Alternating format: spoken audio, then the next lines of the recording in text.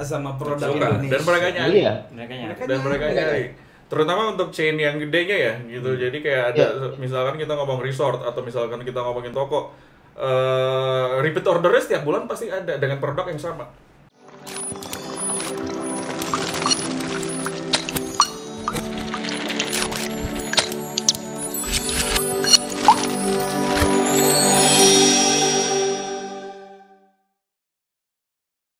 Halo Binvestor, apa kabar? Masih di sini di segmen kesayangan kita, Pikes, segmen ngopi manis, ngobrol pintar masalah bisnis. Tentunya masih sama gua Ingga Putra dan Tentunya sama gue, Sony Agustiawan. yang pasti kita bakalan bahas topik yang nggak kalah seru dari topik kemarin. Wih. Sebelum kita mulai, ada baiknya kita subscribe dulu. Kenapa? Biar kita makin semangat bikin konten edukatif lainnya. Hari ini kita mau ngomongin apa sih, Mas Son? Hari ini kita mau ngomongin bisnis sekaligus dua nih Mas. Satu kita bicara tentang bisnis jasa, satu lagi tentang bisnis pabrikan. Oh iya. Apa itu? Kita dengerin obrolan hari ini. Nah, kebetulan nama bisnisnya ini lumayan ngeri nih Mas nih. Namanya Kanesi Kartel. Dan satu lagi namanya Optra Studio. Nah, ini gue penasaran nih, yang namanya Kanesi Kartel, weh. Kan gue kayak nonton film narkos gitu ya. Udah hadir sama kita secara offline, alhamdulillah guys. Halo. Ada Irfan dan Bagus, guys. Apa kabar? Halo, nice to meet you, brother. Halo Mas Nice to Irfan, meet halo Mas you, brother. Bagus. Wih, gila, ini mukanya ganteng-ganteng, rupa. Oh, alhamdulillah. Waduh. Oh my God. Coba Jadi minder gue masih nggak? Gitu aja. santai aja kita, karena kita bakalan ngobrol-ngobrol santai, jadi nggak usah serius-serius. Lo mau bercandaan boleh, mau gimana boleh. Gua angkat kaki boleh dong nih? Oh iya boleh. Oke, kita kenalan dulu kali ya dari yang mau siapa dulu nih, Irfan atau Bagus dulu nih? Bebas. Ya udah, silakan. Ya, gue Irfan. Halo Mas Irfan. Gue arsitek dari Optra Studio, sekaligus juga gue desainer dari Kanesi Kartel. Mantap. Berikutnya, Ya gue Bagus, gue dari Optra Studio dan gue di sini lebih ke urusan bisnisnya sih. Keren. Asik. Jadi kalian ini teman Pada saya SMA gitu ya? Apa? kita teman SMA. teman Kita SMA. Teman dari SMA yang udah ngumpul tiba-tiba bikin bisnis bareng gitu. Yes. Iya, lama juga gak ketemu ya? Lama juga gak ketemu, ngilang. Tahunan kali ya. Iya, anaknya udah 5 sekarang. Aja.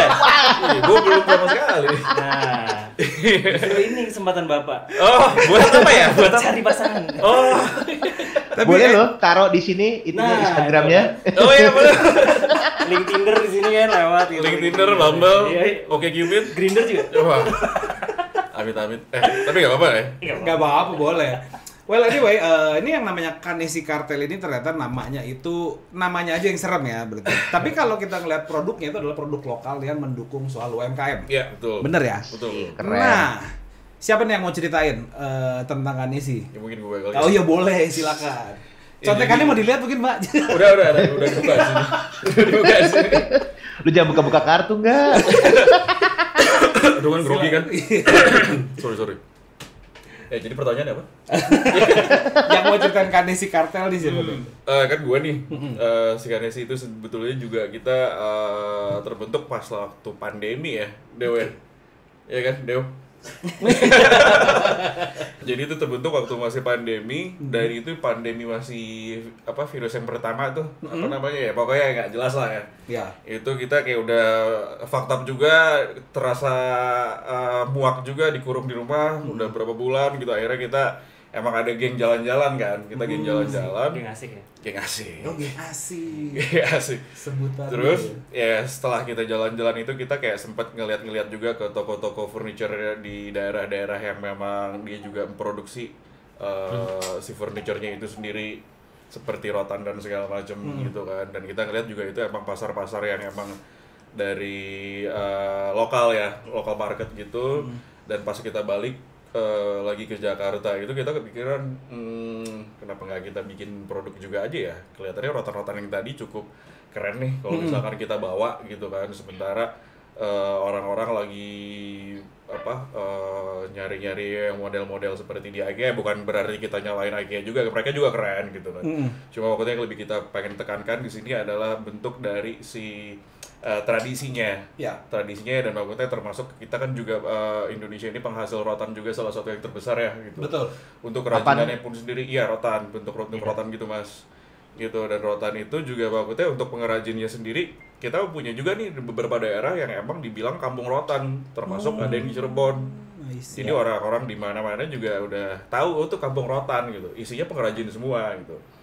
Dan gitulah maksudnya akhirnya kita emang ada kepikiran juga untuk ngebawa si pekerja-pekerja kreatif yang di kampung-kampung ini pengen kita bawa juga gitu kan untuk menjadi pengrajin kita lah gitu. Lo ajakin kolaborasi gitu ya. Kolaborasi juga gitu. Keren. Mas, kalau gue boleh motong dikit, Ya, gimana, tadi Mas? gue mau nambahi gitu ya, informasi yang lu sampaikan tuh penting banget untuk diketahui orang Indonesia ya, terutama kepada teman-teman investor bahwa tadi rotan itu bukan hanya di Indonesia besar, tapi bahan baku rotan di Indonesia tuh 80% populasinya ada di Indonesia. Nah, iya. Jadi Betul, memang Mas. ini benar-benar keunggulan Indonesia banget sih, setuju banget gue. Iya, Dan iya, memang iya. barang-barang dari rotan juga memiliki potensi desain yang luar biasa ya. Ya, dan di situ marketnya pun juga internasional gitu. Yes. Banyak banget yang suka dengan produk kita, rotan ya gitu. Seperti tadi di offline kan lu sempat ngomong ya, lu udah mau ngirim kemana. Iya, betul. Jadi emang minatnya itu kita kemarin udah ada sempat kontak-kontakan sama dia punya network di Belanda. Push. Terus dia punya network juga di US, tepatnya di SF ya, San Francisco. San Francisco. Terus kemarin ada juga untuk resort, dia lagi nyari rotan di resortnya tuh di Maldives. Ya. Gitu. Jadi maksudnya ya emang punya taste sendiri juga sih rotan ya untuk berbagai kalangan gitu loh. Dan barang-barang kayu, rotan gitu kan juga cocok ya sama desain-desain namanya ya. Resort. Ya. Desain resort ya pokoknya di desain tropical ya. Desain Tropical. benar gitu. Oke, yang gue penasaran lagi nih ya, kenapa namanya Kanesi? Kalau kalian sih Game of Thrones kan. Oh iya, Kanesi Game of Thrones. Itu Mad Queen tuh. Jangan itu dibakar semuanya. Dibakar satu kota tuh. Satu kampung rotan dibakar sama dia. Kanesi Kartel. Iya, jadi Kane sih. Iya. Dibuka. Ada Mas. That's Kelsey. Gimana? Kenapa Iya, namanya iya. Kanesi Kartel? Jadi kalau Kanesi sebetulnya ya kurang lebih kita ngambil dasar bahasanya itu dari Inggris ya, cane gitu. Cane. Cane itu kan tongkat, dan tongkat itu mungkin ya turunan dari bentuk kayu sendiri. I see. Dan kayak si rotan itu kan dia sebetulnya semacam anyaman yang bisa dibilang juga dia kayak emang dari kulit-kulit kayu gitu ya. Kulit-kulit kayu yang akhirnya disulam lah ya. Dianyam. Ya, dianyam lah ya, dianyam gitu. Terus C-nya itu kita ngambil dari dari indera mata kita gitu, C, jadi melihat kayu gitu. Oke. Jadi kalau kartelnya itu sendiri itu kita ngambil dari dictionary juga sih. Jadi si kartelnya itu artinya kelompok individu yang berbisnis kecil gitu. Jadi kelompok individu yang berbisnis kecil di bidang rotan. Gitu. Boleh juga lu Pak ya. Ya. Filosofinya dalam ya Mas Hingga ya ternyata ya. Iya. Namanya udah mengintimidasi sih sebenarnya. Selesai kayaknya interviewnya. Udah. Oke, makasih kalau gitu ya. Gitu, mas-masku. Siap. Menarik banget penjelasannya gitu ya. Cuman kalau gue pengen tahu lebih dalam lagi gitu, kenapa lu milih bisnis ini? Kan ketika lu tadi jalan-jalan, itu pasti banyak opsi tuh. Ada batik, ada fashion, ada food, F&B. Kenapa milih bisnis ini? Ya, kalau misalkan kita ke arah situ sih, sebetulnya karena di sini gue sendiri kan arsitek Mas. Dan di sini gue juga memang ada keperluan untuk bikin line furniture sendiri untuk mensupport bisnis di arsitektur gue. Oke. Gitu. Terus jadi maksudnya di satu sisi di filosofi di arsitektur gue ini adalah desainnya kita ngomongnya resort lah modelnya gitu. Gampangnya kayak gitu ya, model resort tadi, dan maksudnya ya emang paling cocok untuk dimasukin furniture-nya itu ya kita pakai furniture yang memang nuansanya resort juga, yang tadi saya bilang juga Mas, itu berarti ke arah rotan-rotan tadi gitu.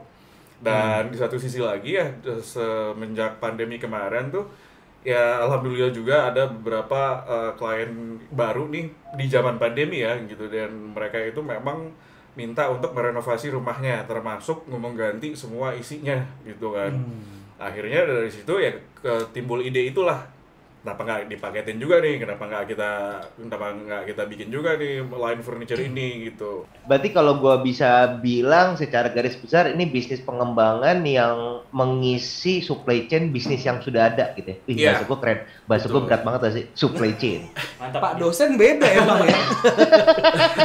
Ini kita Udah deh, lu yang nanya deh enggak? Gituin sih gua ngambek ah. Gue pertama kali lagi nih siaran offline gini ya kan, seneng ya, happy ya gitu ya. Kita bisa lihat ekspresi gitu ya. Kan Mas Sony aja kebetulan lagi nggak bisa hadir gitu kan. Bisa online ya? Bisa. Cuman kan karena memang euforianya kalau kita lagi online tuh kan enak ya, rame gitu kan. Ini kita di satu ruangan nih, ini rame loh guys, Pinvestor ini kita rame banget. Jadi kita bakalan banyak ngebahas soal Kanesi dan si Optra ini. Nah, cuman kalau misalkan boleh nanya nggak nih gue, kalau kita ngomongin soal bisnis gitu kan, yang namanya bisnis kan pasti lo perlu modal awal gitu kan.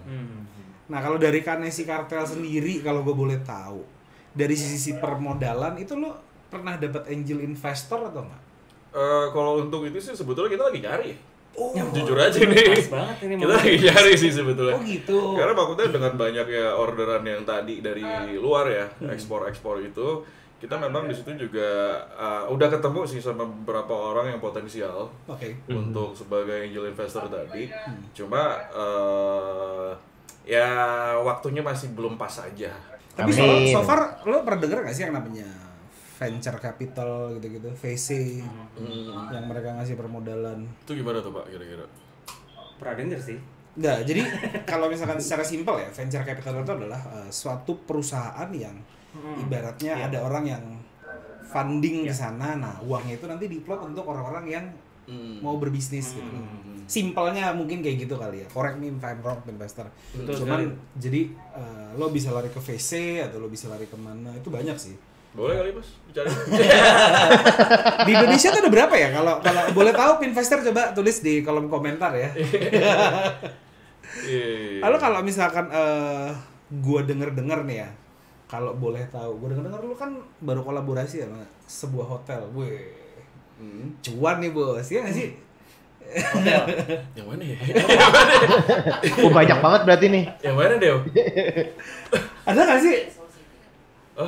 Oh, Soul. Oh, ini ibu bosnya yang jawab. Oh, jadi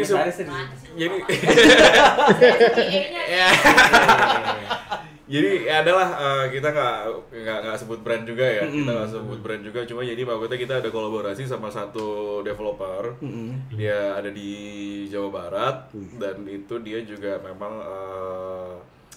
kebetulan si desain arsitekturnya juga gue sendiri yang bikin perencanaannya, dan itu juga yang tadi yang udah gue kolaborasikan tuh tadi, jadi dari gedung dari bangunan yang nuansa tropical dan resortish tadi, gue masukin tuh ke Kanesi, gimana kira-kira kita mau sikat juga atau enggak. Ya udah, ternyata tim pada vote-nya itu oke. Cocok. Terus udah nih sekarang kita minggu depan mungkin mau foto-foto sih, makanya mau foto-foto produknya ya. Udah kepasang semua gitu di dalam si perumahan ini gitu.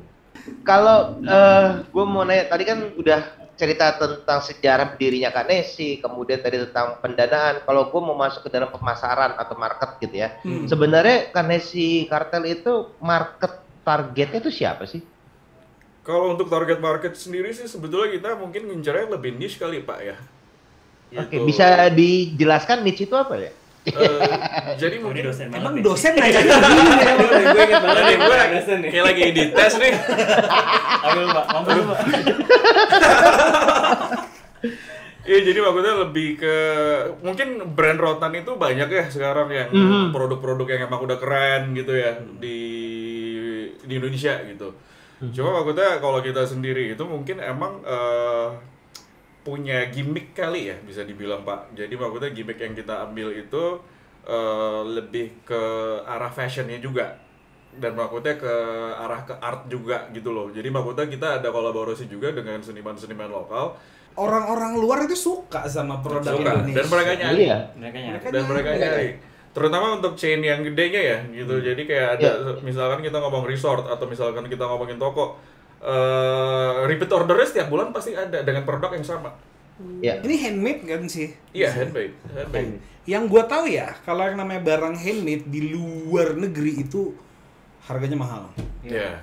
Dan Betul. iya, gua no wonder sih ya kalau misalkan lo jual ke luar negeri sih. Iya, betul. Karena memang lebih di-appreciate banget sama orang-orang sana. Craftsman yang tadi dibilang Craftsmanship. Bapak tadi. Ya.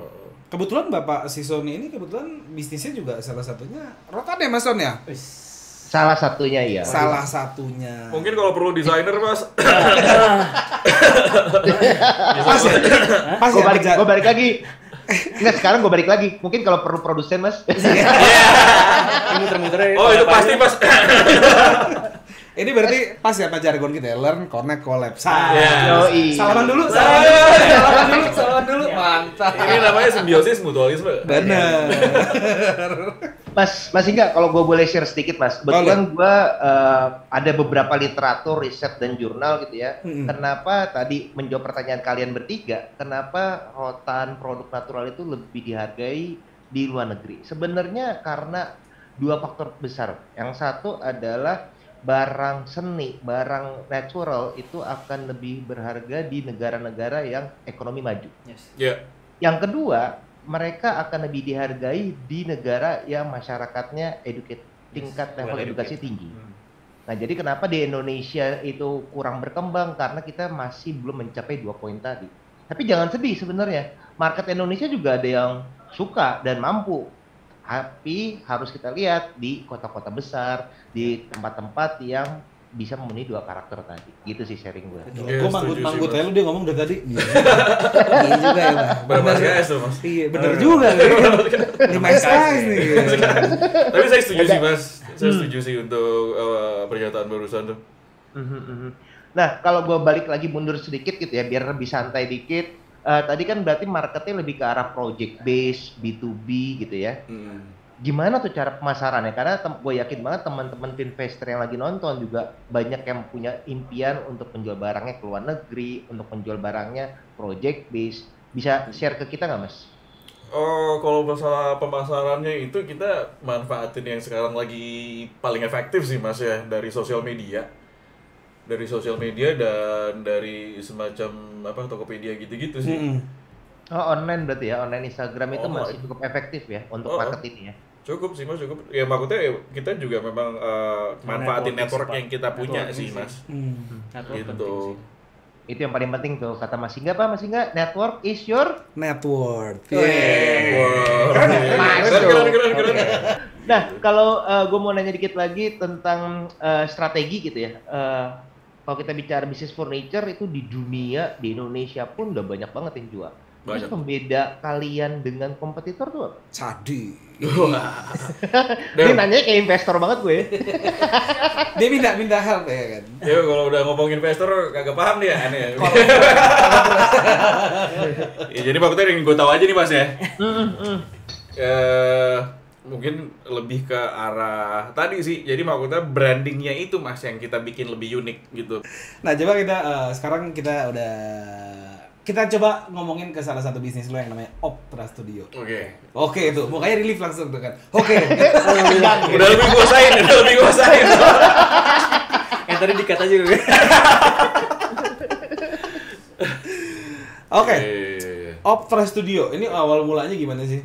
Kalau Optra Studio sendiri itu ya awalnya dari basic kerjaan gue juga sih kan. Gue emang dari arsitektur ya. Dari 2013 kan ya lo start? Gue mulai itu bisa dibilang dari 2013, 2014 gitu. Jadi dari situ pun banyak lah pengalaman juga ya. Semua pengalaman kayak dari ya gimana sih caranya kita bisa untuk memulai bisnis yang semua orang tuh nggak tahu gitu kan. Cuma kita doang nih yang tahu di awal pasti kan.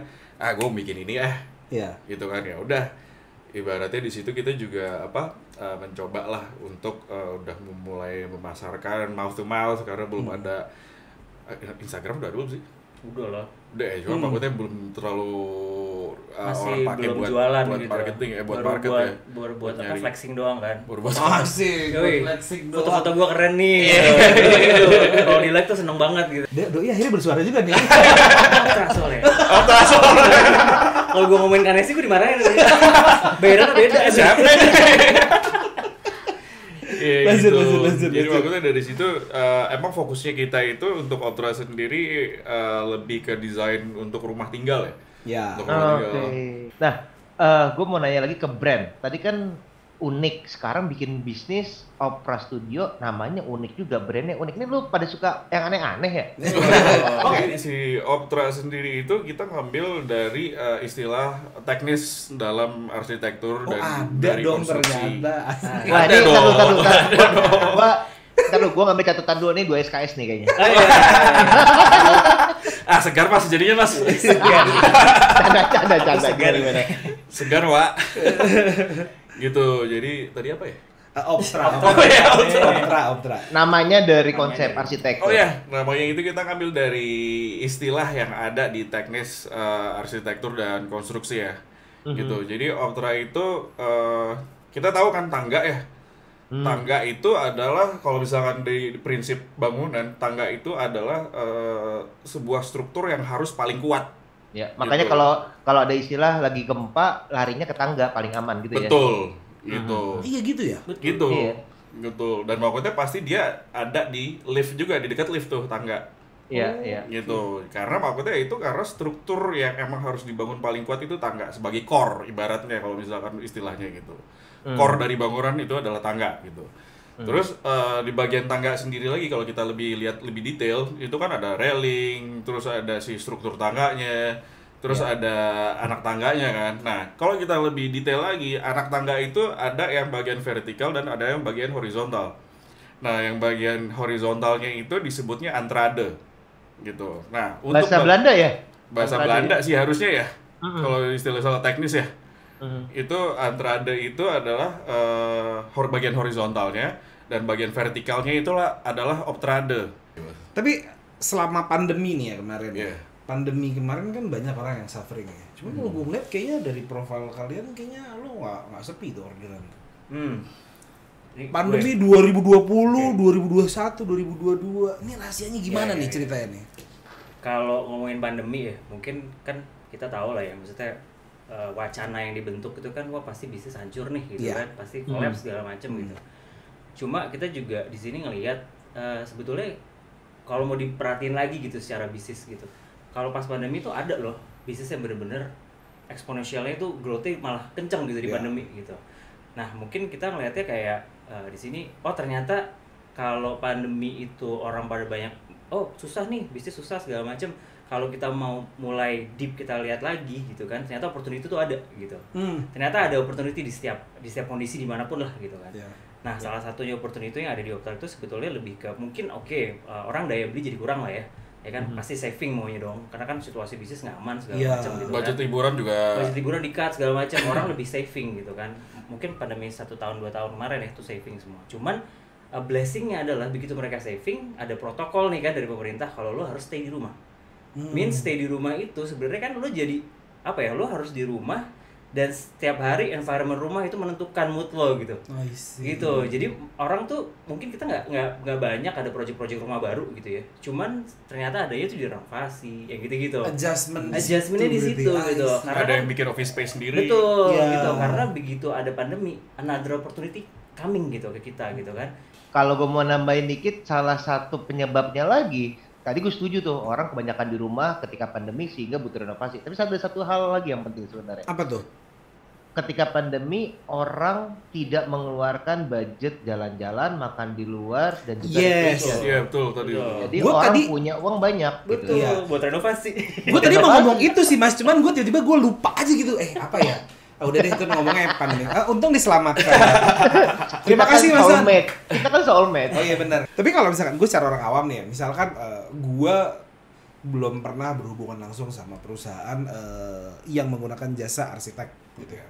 Sequence tuh gimana sih ketika gue ketemu sama lo tuh? Apakah gue harus kita interview dulu kah atau gimana? Interview pasti sih mas. Interview pasti sih, tapi maksudnya awalnya pasti kita akan nge-share portofolio kita. Dan di situ kan udah ada desain-desain yang emang kita udah bikin gitu kan. Desain-desain yang udah kita bikin itu cocok nggak sama lo? Gitu. Kalau misalkan lo ngerasa nggak cocok, ya udah. Kita juga bisa membuat desain sesuai yang lo mau. Cuma maksudnya kita lebih fokusnya itu sebetulnya ke desain tropik tadi. Gitu. I see.